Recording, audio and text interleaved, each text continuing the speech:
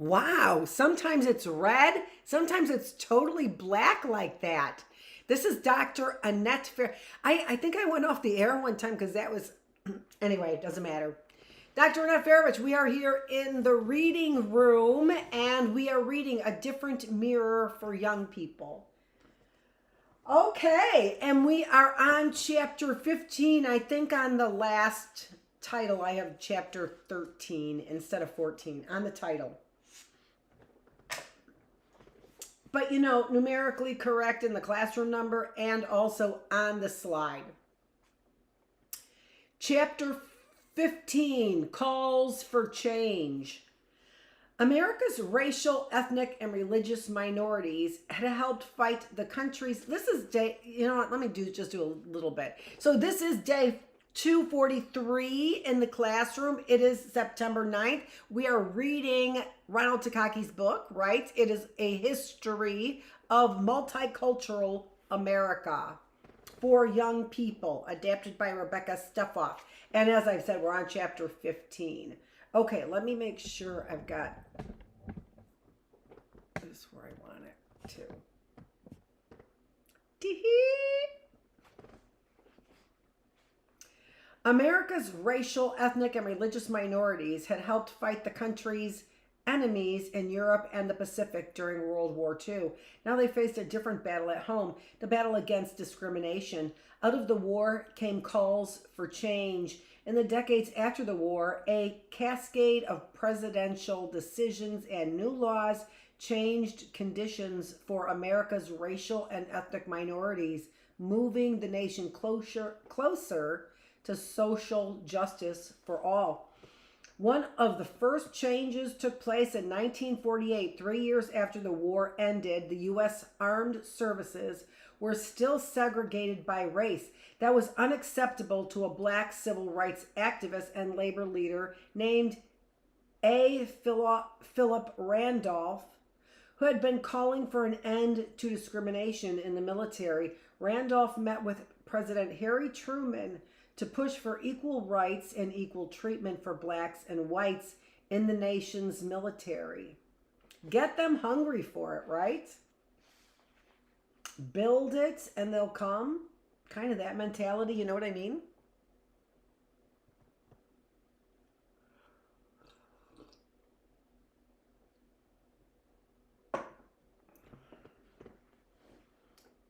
At about the same time that the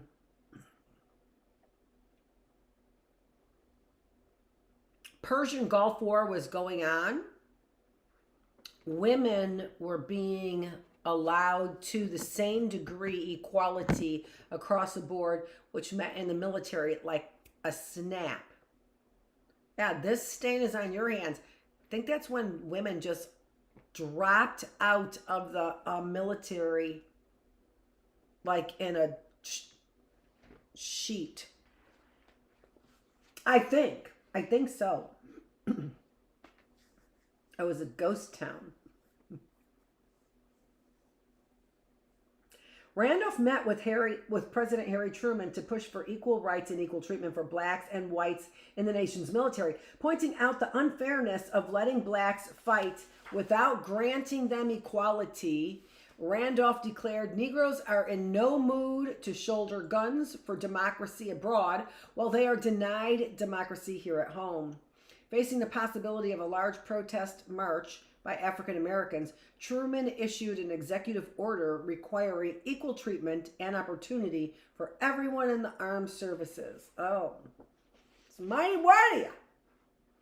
Japanese Americans raised their voices. Like other Japanese who were living in California before the World War II, Kajiro and Kohad Oyama had spent the war as prisoners in one of the U.S. government's internment camps. When the Oyamas were released from the camp, they returned to California and asked the courts to overturn the state's alien land law of 1913, which prevented them from owning property in their own names because as non-white immigrants, they could not become citizens. The Oyamás had owned land in the name of their young American-born citizen son, but while the Oyama family was being held in the internment camp, the state had tried to seize the property. The Oyamás took their case all the way to the U.S. Supreme Court. In 1948, the court decided that California had acted illegally in trying to take over the Oyamás land.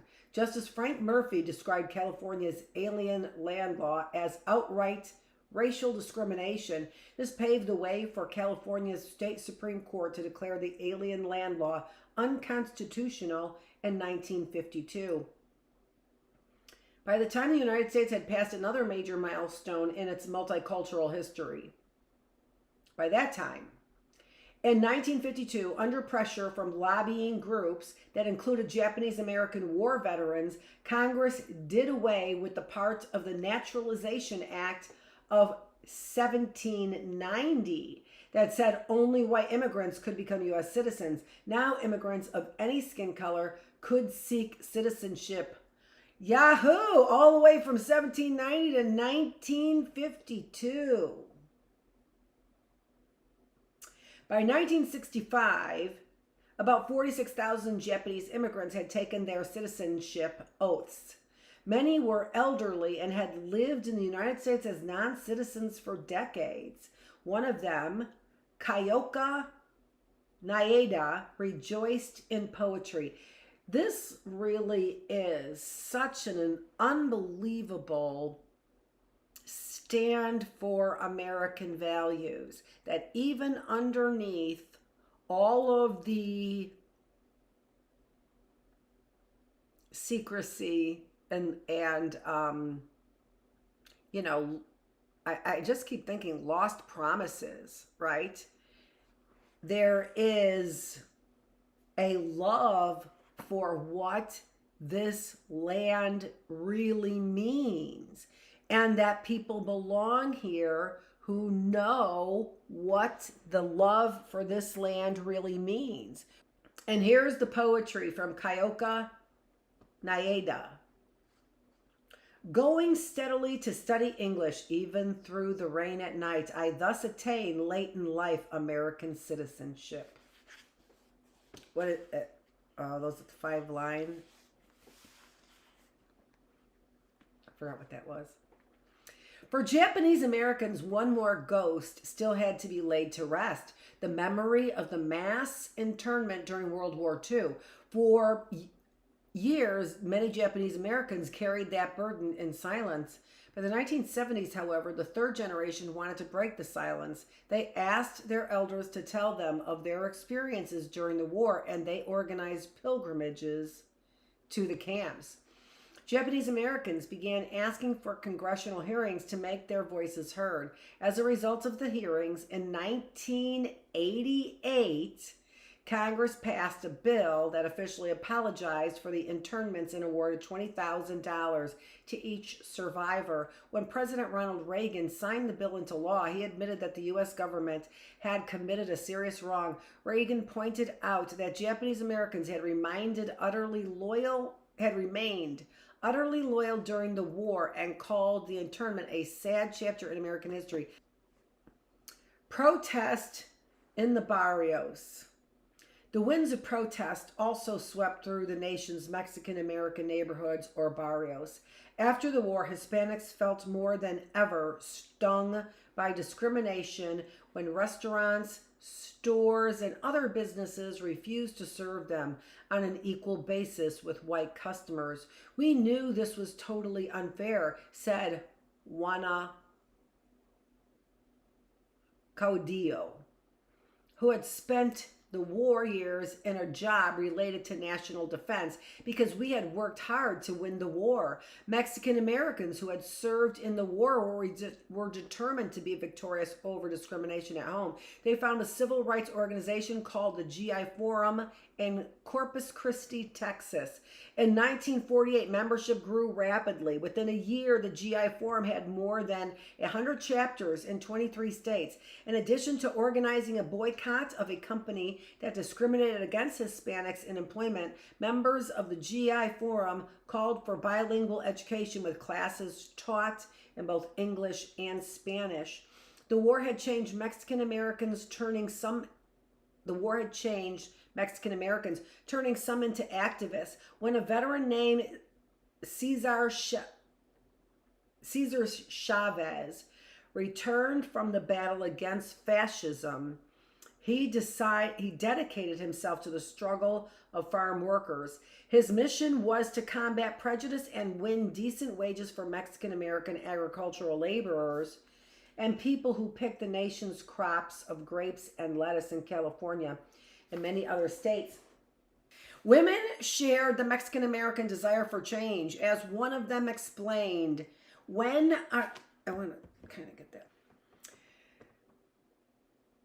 So this is one Mexican American woman who explains, when our young men came home from the war, they didn't want to be treated as second-class citizens anymore. We women didn't want to turn the clock back either regarding the social positions of women before the war. The war had provided us the unique chance to be socially and economically independent, and we didn't want to give up this experience simply because the war ended. We too wanted to be first-class citizens in our communities. Determined to fight discrimination, Mexican Americans wanted to end the practice of segregated education, which meant putting students of different races into separate schools or classrooms. In 1946, the case of Mendez versus Westminster School District of Orange County, the U.S. Circuit Court of Southern California ruled that segregating Mexican children in school violated their right to equal protection under the law as guaranteed by the 14th Amendment to the U.S. Constitution. This victory went beyond the Mexican American community. It led California to repeal a law under which school districts had segregated Chinese, Japanese, and Indian children. The civil rights movement begins. The Mendez case paved the way for a historic U.S. Supreme Court decision in 1954. In the case known as Brown versus the Board of Education, the court ruled that racial separation in schools was unconstitutional. The decision applied to all public schools in the nation. Segregation or racial separation would be replaced by integration, the mixing of races on an equal footing. The National Association for the Advancement of Colored People, the NAACP, had presented the argument against segregation to the Supreme Court justices. The group greeted the ruling as a victory for all of the American. The group greeted this ruling as a victory for all the American people and as a sign to the United States that the United States deserved to be the leader of the free world. Thurgood Marshall, a lawyer, because it was hyphenated, a lawyer for the NAACP, who later became a Supreme Court justice himself, had been certain that after the bravery and patriotism that African American and Japanese American soldiers had known in World War II, Americans would have to respect the country's Black and Asian citizens as the equals of whites, not with science trying to derail that idea. Every step of the way with their eugenics program, they absolutely wanted to derail it. So they were able to get the minorities to fight their battles and declare them lower in the hierarchy. Asians wouldn't stand for it, just saying. But although the Supreme Court had made racial integration in schools the law of the land, integration remained largely a court ruling on paper. Years would pass before the nation's school districts would put it fully into action. In the meantime, pressure for change would come not from the courts, but from a people's movement for civil rights. That movement was born in 1955 in Montgomery, Alabama, when an African-American woman named Rosa Parks refused to give up her seat on a city bus to a white man. I actually think it would have maybe begun with Emmett Tillman. But that might have been that year or maybe a year or two earlier or later. I don't think earlier. She was arrested. Parks was not the first African American to challenge segregation on public buses in the South. Others, including teenagers, were also protesting discrimination in this way. Parks' arrest, however, triggered a large protest, a boycott in which the city's black population refused to ride the buses.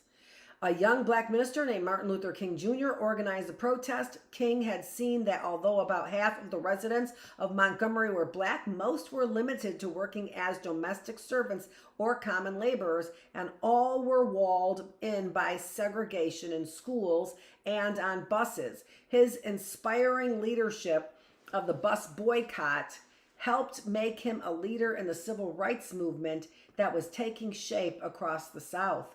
I Have a Dream. Now, again, this is made for young people. So they took the best story of the civil rights movement and used that as a inspiring or convincing of the trauma. But really, Emmett Tillman, I think that was his name, but his first name was Emmett, was definitely a much more of an outrage for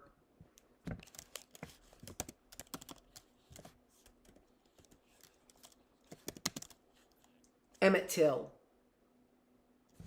That was it. Emmett Till. And he died in 1955. So the same year, which is what I thought. Now that happened in Mississippi, and that is what the movie Mississippi Burning is about, or relative to it is a fictional story loosely based on activities going on in the South at that time. And again, if you take a look at the numbers of deaths and hangings in particular, there were hundreds going on per week from what I understand, from what I've read.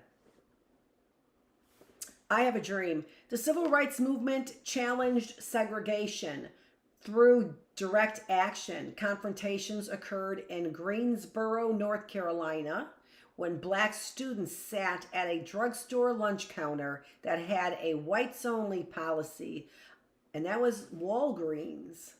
Under the leadership of a group called the Student Nonviolent Coordinating Committee, similar sit-ins took place in dozens of cities and towns. These actions did not just end segregation at lunch counters, they brought an enormous growth in pride and self-respect among the young people who participated. I myself desegregated a lunch counter, not somebody else, not some big man, some powerful man, but me, little me, said one black student. I walked the picket line and I sat and the walls of segregation crumbled. Now all people can eat there. And that's all he did. They sat in. Wow. And you were part of that giant change, right? It was also timing. It was also desire from more people than just a few people. There were a lot of things put in motion. Sounds almost miraculous. Freedom riders, but deserving. Hard work, diligence, prayer. Freedom riders soon followed, organized by Congress of Racial Equality, CORE. In these acts of civil disobedience, black and white civil rights supporters defiantly rode together in buses into southern bus terminals.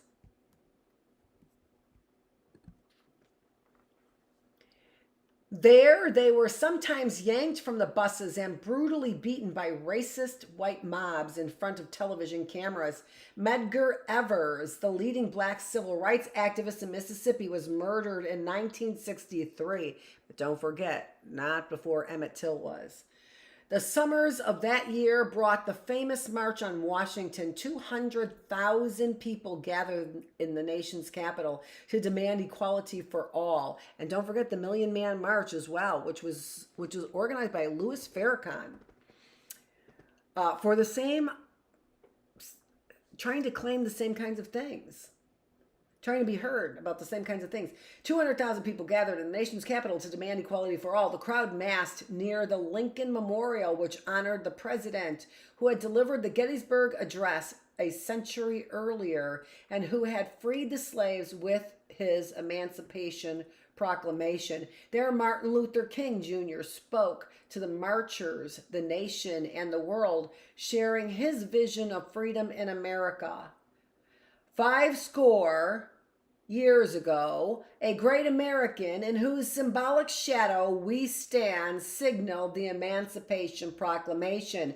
I say to you today, my friends, that in spite of the difficulties and frustrations of the movement, I still have a dream. It is a dream deeply rooted in the American dream. I have a dream that one day this nation will rise up and live out the true meaning of its creed. We hold these truths to be self-evident. To be self-evident. If you can't see it, you don't get what is self-evident. That all men, all people are created equal.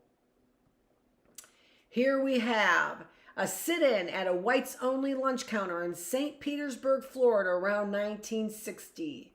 That was Walgreens, folks. That was a Walgreens counter. How's that for a little history? Let's see those Walgreens come back. For a little history, with their little diner atmosphere and their little attitude, and built for who? Young people, with soda shops and donuts, because they're the ones who could afford to eat donuts. I can't. They can. Blacks and Jews. Joachim Prince also spoke at the March on Washington. Prince was a rabbi, a leader of a Jewish congregation who had survived the death camps of Nazi Germany. He told the crowd that the most urgent problem of racial injustice was not hatred or prejudice, it was silence. Onlookers who witnessed injustice and do nothing.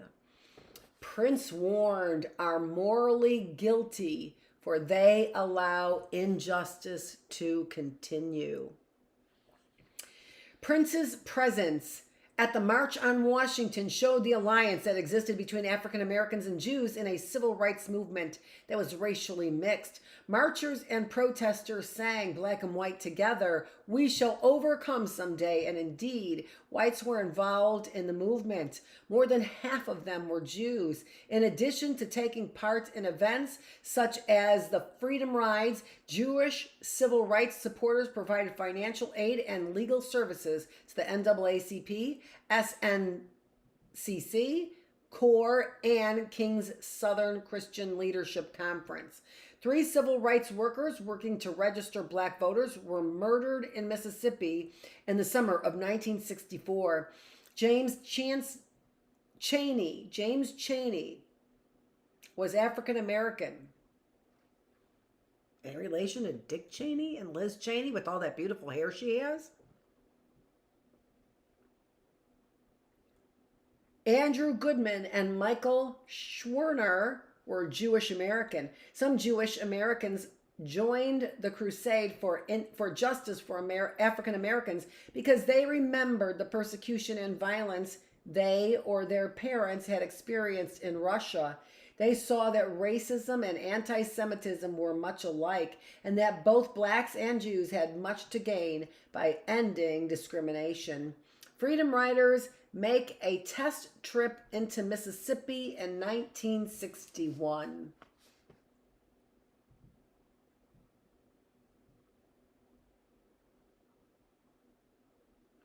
I wonder what that means, test trip.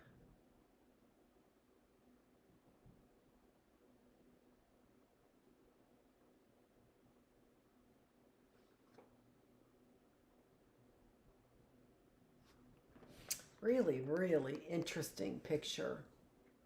Just so interesting, right? I don't know. Love it.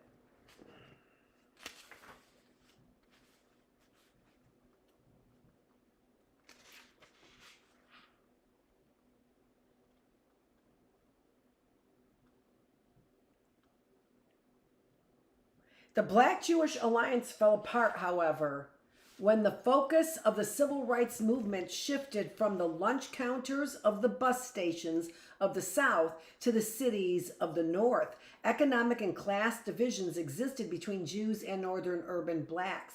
Jews owned about 30% of the stores in black communities, such as Harlem in New York City and Watts in Los Angeles. During race riots, blacks looted those stores along with others. Many ghetto blacks also noticed that their landlords were Jewish, and they questioned whether blacks could work with Jews when Jewish property owners were exploiting black tenants.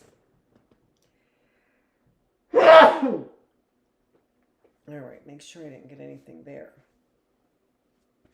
because that was close. I did not. At a deeper level, the split between African and Jewish Americans reflected differing visions of equality. The civil rights movement had begun as a struggle for black equality through integration. Success meant equal treatment for the races, first at schools, lunch counters, and bus stations, then an equal opportunity for voting and jobs. See, the thing about it is, and that's a beautiful way actually to approach it. Because if I'm mixing with you at the lunch counters and the schools and the bus stations, then I can mix with you in your voting opportunities and thoughts and jobs as well. I think that just really is a beautiful way to go about equality. But when you have this sort of nationalistic mentality of preservation of your kind, I can certainly get that. There are values and traditions, just as in the Christian Bible, for example, that are not shared unanimously with our Jewish brothers and sisters or our Muslim brothers and sisters, and certainly, not of other groups, right? So mixing these ideas at lunch counters, I just think is healthy, just like it is for the seeds in the land. But you can also have a healthy level for preservation. And again, if there ends up being a mulligan stew is delish. Starting in the mid-1960s, though, young militant blacks like Stokely Carmichael and Malcolm X raised the call of black power. They believed that blacks, united by race, should determine their own fate. There was no place for whites, including Jews, in this movement for black liberation. But the civil rights movement, made up of blacks and whites together, had one important victories. One as in W-O-N. In 1964 and 1965, Congress passed laws and President Lyndon Johnson signed executive orders that outlawed discrimination in public accommodations such as hotels and buses, established a commission to promote equal employment opportunity, removed obstacles such as literacy tests that were designed to prevent blacks from voting, and required companies that worked for the federal government to make special effort to hire minorities. Now, that's an incredible list of things to do that President Lyndon Johnson did Economic inequality. The civil rights movement, however, could not overcome all of the problems faced by African Americans. Laws and court orders could end discrimination, but they could not end poverty. African Americans had won the right to sit at a lunch counter and order a hamburger, but many did not have the money to do it. And while the law now made it legal for employers to show racial discrimination, illegal for employers to show racial discrimination in hiring, salaries, or promotions, blacks saw that jobs for them were scarce. Riots in Watts in 1965 highlighted the anger and frustration that many blacks felt. Malcolm X, born Malcolm Little, expressed this frustration when, after firsthand experience of ghetto life, drugs, crime, and prison, he said, "I don't see any American dream. I see an American nightmare." The nightmare continued, and so did the violence. Malcolm X was assassinated in 1965, 2 years after President Kennedy was slain by an assassin's bullet. Isn't that interesting? The way that's phrased. Race riots exploded throughout the late 1960s in cities such as Detroit, Chicago, and Newark, New Jersey. The year 1968 brought two more shocking assassinations: Martin Luther King Jr., the foremost symbol of the civil rights movement, and Robert F. Kennedy, brother of the president, who, as Attorney General of the United States, had been a strong supporter of civil rights. Bombings were also carried out in the late 1960s and early 1970s by a group called the SDS, Students for a Democratic Society, a violent offshoot of the student anti-war and civil rights movement. Meanwhile, the civil rights movement had hit the walls of an inequality that was based on economics as well as on race. Beginning in the 1960s, Black America became deeply splintered into two classes. The middle class experienced gains in education and income, while the underclass was mired in poverty and unemployment. Plants and offices had migrated to the suburbs, putting jobs out of reach for many urban blacks.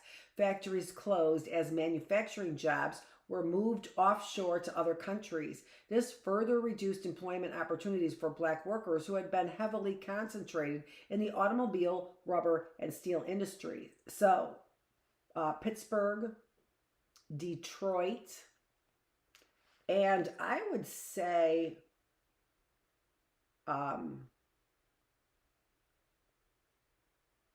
Gary, Indiana. There we go. Rubber. Many of the jobs that remained available were low-wage service jobs, such as working in fast food restaurants that led nowhere. The economic inequality made America's inner cities into explosive places. One of the worst explosions erupted in Los Angeles in April of 1992 after 4 white police officers who had violently beaten a black man named Rodney King were found not guilty of the charges against them. Racial rage engulfed the city. Thousands of fires burned out of control. Looting was widespread and losses totaled $800 million.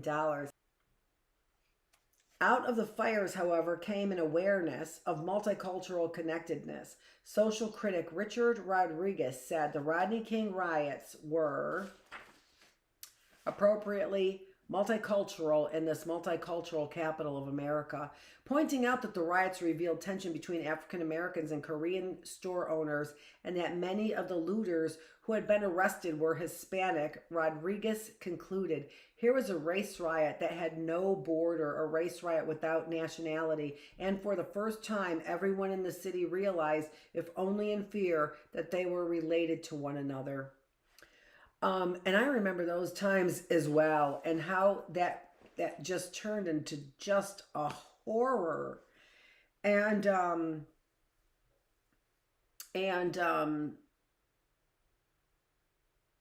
what is that show? Is it Crash? That movie, is it Crash?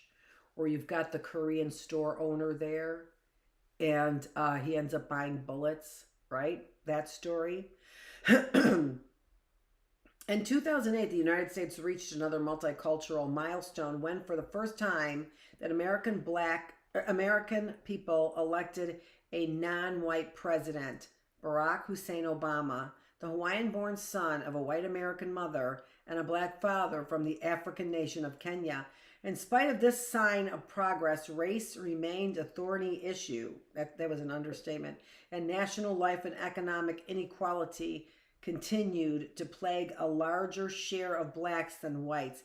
At the same time, an economic downturn for the nation and the world meant shrinking opportunities for millions of people of all races. Teenagers stand up and sit down for freedom. Young people, and there's that movie Freedom Riders, which isn't the same thing, but it's like an updated version. It's awesome. Young people were vital to the civil rights movement in the South. For some black students in Montgomery, Alabama in the 1960s, after-school activities included protesting against racial injustice and getting arrested for it. A young minister named Martin Luther King Jr. helped organize the Montgomery Improvement Association, the MIA. In 1955, to protest segregated seating for blacks on the city's buses. The MIA won that fight in 1956 when the city obeyed a court order requiring racial integration on the buses. But the larger battle for equal treatment in all parts of life continued. Gladys Williams was one of the many young activists who protested the unequal treatment of blacks and whites in the city's stores and lunch counters. We would go after school to the MIA office and would organize, she said. First of all, we would find out who was going to what store, girl, boy, girl, boy. Nobody went by themselves. We would always have a mixed group. We'd get the names, telephones, addresses of the next of kin for the different people who were going. Once at the stores, Gladys and the other kids sometimes marched outside with protest signs and sometimes went in to sit at the whites-only lunch counters. Don't even ask me how many times I was arrested, Williams said. They arrested us for unlawful assembly and for demonstrating without a permit. They would get us for disorderly conduct or disturbing the peace, even though we were very orderly. Going to jail was, for Williams and the other activists, a badge of honor at that time. When you demonstrated, you already knew it's possible you're going to jail. It's possible you're going to get hurt. It's possible you're going to get killed. So far as having fear, we didn't even know what fear was. We just had our minds set on freedom, and that was it. This is Dr. Annette Feravich. We have just finished the first of our 3 days back on, day number 243 here in the classroom, the reading room, where we are reading A Different Mirror for Young People, with a little commentary, might I add, A History of Multicultural America by Ronald Takaki and adapted by Rebecca Steffoff. And it is, again, like a